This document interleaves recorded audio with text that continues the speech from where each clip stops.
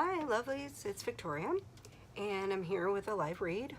Today I'm going to read from the first book of the Society series, Strax and the Widow. Today I'm reading from a little segment called Wounds, and I picked this one today because I'm recovering from some wounds myself. It's just been since November. This is my second head cold or like an upper respiratory thing I've had since November. And I also pulled my back on New Year's Eve and pulled a knee like back in January. So I am on the road to recovery. And again, that's probably why I haven't read in a while. So anyway, so I'm gonna read from chapter 7, which is called Wounds. And it's a little bit about Kate's past. And Kate Church is, of course, my steampunk heroine of the Society series. So here's from Wounds.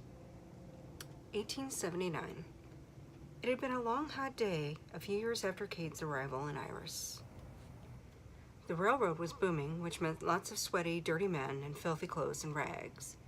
Ming and Chin had already taken 2 carts full of laundry to the creek when their donkey had had enough. He bucked and bit at Chin. Chin's retort in Chinese to the exhausted burro didn't help. He wouldn't budge, and the cart was filled with a third load. Kate overheard Chin swearing at the beast outside the rail office. She stepped out to check on the commotion. "What's going on out here?" she inquired. Ming came forward. "The donkey, he tired. He go no more today. Too hot for him." "Oh no," Kate moaned. The office would be closing soon. They needed clothing and rags for tomorrow. Then Kate's eyes lighted with an idea. "Wait here," she implored Ming, and ran to the general store.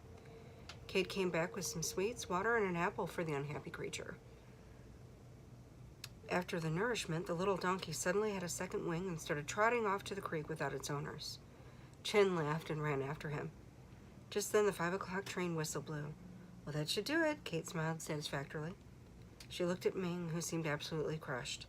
The Asian woman had rings under her eyes, and she slowly smoothed the hair from her face, as if she could barely lift the thin strands. "Ming, what's wrong?" "So much work. So tired," Ming sighed sadly.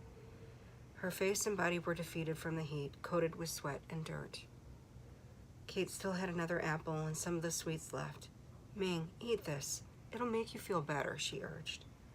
"No hungry, too much work," she mumbled and suddenly followed Chin to the creek, her head down and arms folded. Ming, what's wrong?" Kate hurriedly locked the office door and ran after her. She caught up with Ming and touched her shoulder, but Ming continued to walk, her face now in her hands. She was crying. She and Chen were outsiders and had little company or possessions. Ming's dress needed its own cleaning. "Ming, stop, please. Tell me what's wrong." She had never seen her so sullen. "It is so hard, too hard.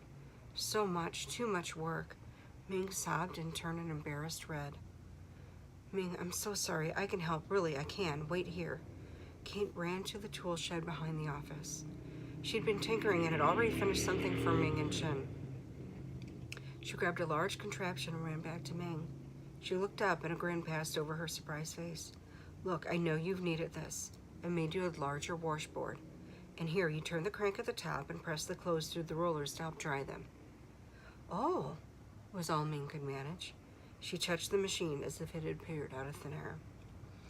"Well, let's not just stand here. Let's try it out." Kate grabbed her hand and they skipped to the creek. Chin had unloaded most of the cart onto the creek bank. The donkey was happily tied to a tree and eating wet grasses. There were large piles of smelly clothes seemingly everywhere. "Oh my goodness," Kate gasped, then suddenly realized why Ming was so despondent. They needed help, badly. "Okay, well then, let's get started." "No, Kate, no help," Ming sighed. "Bored is enough." "Don't be so stubborn," Kate smiled, already pulling off her boots and rolling up her sleeves. She tilted the large washboard against a sturdy rock. "Where's the soap?" Ming handed her a waxy lump, and the 3 of them started the massive washing in the late afternoon sun. Ming and Kate rubbed, rinsed, and wrung while Chin hung the clothes to dry on the long ropes tied to trees lining the creek bed.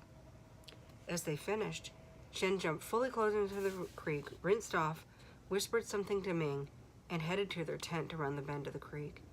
"Chin, make something to eat, okay?" "Oh yes, I am famished," Kate said sleepily. "And filthy," she thought as Ming hung the last shirt on the line. "We clean now," Ming smiled, and without another word, Ming had untied the tie on her dress and slipped naked into the cool spring-fed waters. Kate's mouth fell open. Come, wash, Ming laughed. Kate looked around nervously, then unbuttoned her shirt and trousers. It had been a long time since she skinny dipped, and it brought back other memories. Memories that soon became apparent to Ming, too. Oh gosh, excuse me. So that is from Wounds. And I think I'll pick up more of that maybe later next week, because I'm also writing about vampires again. So the next story of that series will be up next month, which is a few days away in March, the Vampires Little Black Book series. And I also have a series I'm working on for Steampunk Journal, and I am also in a show right now. If you are in St. Louis, again, excuse me, Soulard Art Market, the gallery has Steampunk III show, and I have 3 pieces in that show. So details will be below. Thanks. Take care, lovelies. Bye-bye.